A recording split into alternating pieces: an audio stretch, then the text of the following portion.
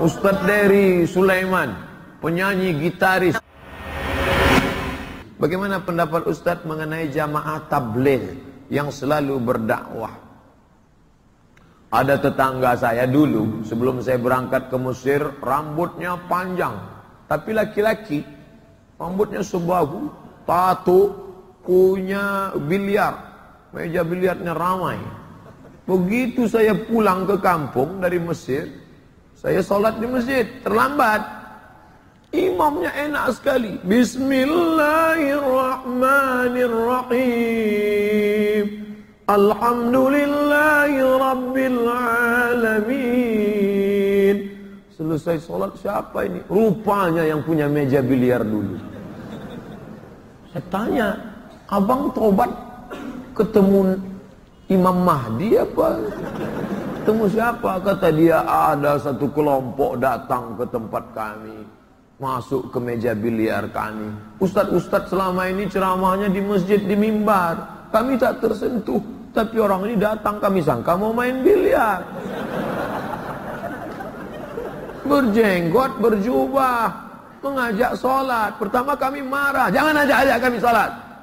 Besok datang lagi, senyum, bawa minyak wangi, ngasih siwak gosok gigi. Kami marah. Hari ketiga kami marah, datang. Lama-lama kami muak. Iyalah kami ikut. Akhirnya kami berhenti, kata dia. Lalu saya ketemu ketika ijtima jamaah tabligh 3 provinsi, 20.000 orang hadir. Ramai. Saya ketemu bapak-bapak. Bapak kan di BNN dulu, Badan Narkotika Nasional. Iya Pak Ustadz. Gimana ceritanya bisa kemari? Rumah saya depan masjid. Terus saya nggak pernah ke masjid. Nggak ada orang ngajak saya. Sampai akhirnya suatu kali ada ngetuk pintu. Assalamualaikum, waalaikumsalam. Pak, ayo ke masjid. Yuk, jangan ajak saya. Dari kecil saya sudah tahu, tutup pintu. Besok dia datang lagi. Hampir saya cabut pistol, saya nembak dia. Lama-lama saya bosan, saya ikut. Nah, sekarang kalau ada preman tengik, bertato, beranting, kumis tebal, siapa yang berani mukul preman di terminal yang pakai baju, kaos, sepatu besar? Orang jamaah tabligh datang memukul ular kobra. Ayo ke masjid.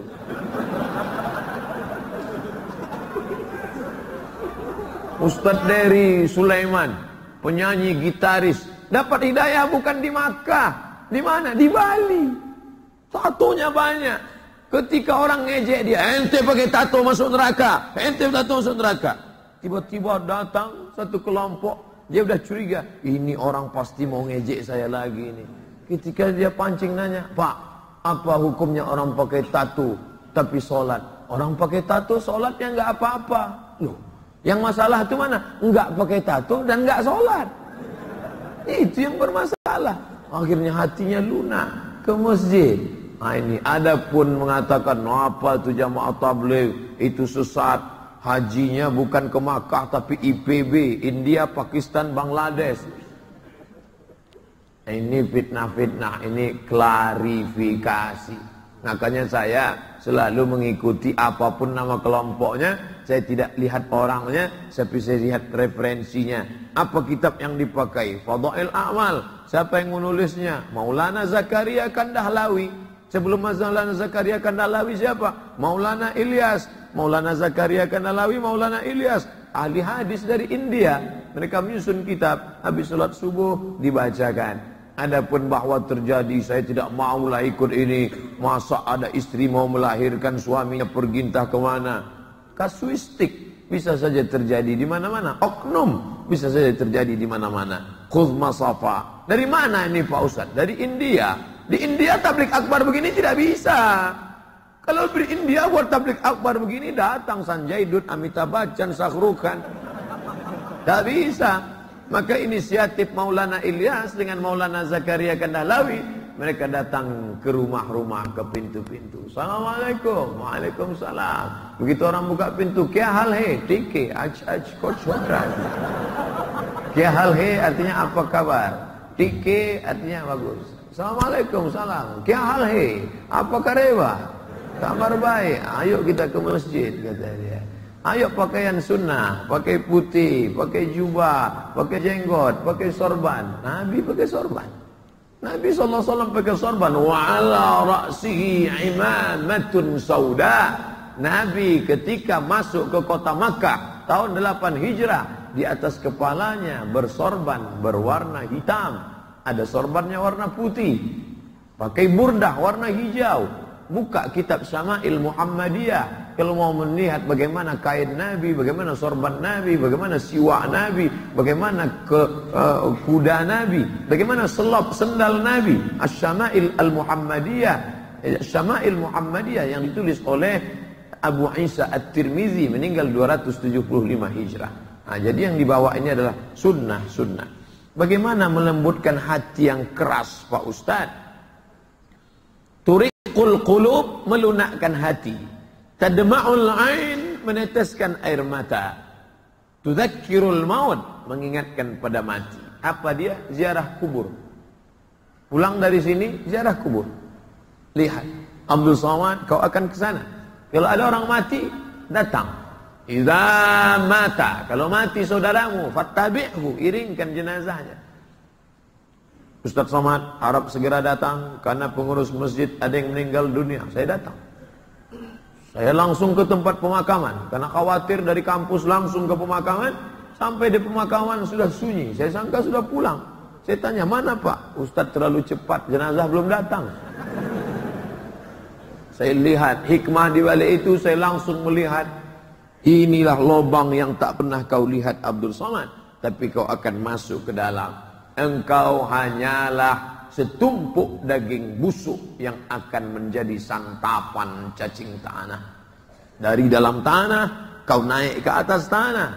Berjalan ke Makassar, berjalan ke Aceh, berjalan ke Pontianak, jalan ke Jakarta, jalan sana, jalan sini, kau masuk dalam tanah. Akan menjadi santapan cacing tanah. Rumah kau besar. Yang membuat rumah itu engkau. Yang membeli tanahnya engkau. Yang mencari insinyur membuatnya engkau. Tapi begitu kau mati, maka tidak ada sejengkal pun di rumah itu yang mau kau diam di sana.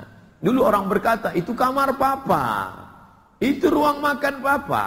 Tapi hari ini kau diletakkan. Dulu orang memanggil, bapak, apa kabar pak? Tapi hari ini orang akan berkata, tolong bawa jenazahnya kemari, mari kita sholatkan. Setelah itu kau bukan apa-apa dan bukan siapa-siapa. Maka lihat orang mati. Gimana ceritanya kamu taubat dulu? Saya preman Pak Ustadz. Tengok nih anting saya. Masih ada lubangnya kan? Di mana hotel yang tidak saya masuki? Prostitusi, maaf, zina. Di mana kamput minuman tua yang tak saya minum? Semuanya. Lalu kenapa kamu taubat? Saya nengok orang mati. Tepat di tepi kubur. Ada yang nolak dari belakang. Masuk saya ke dalam. Saya sambut. Ketika menyambut itu tiba-tiba terasa dingin dari bawah Pak Ustaz. Sejak itulah saya bertobat. Maka siapa yang ceramah tidak juga mempan. Pergi nengok orang mati tak juga mempan. Masuk ke liang lahat. Tak juga mempan. Berarti memang sudah summum bukmun amyun. Peka, tuli, bisu, la yaqilun, tak bisa diajak berpikir. La yarji'un, tak lagi kembali ke jalan Allah. Apa sebabnya? Khatamallahu ala qulubihim, hati terkunci, wa ala sam'ihim, telinga tersumbat, wa ala absarihim ghishawah, mata sudah tertutup. Itulah hukuman yang paling mengerikan.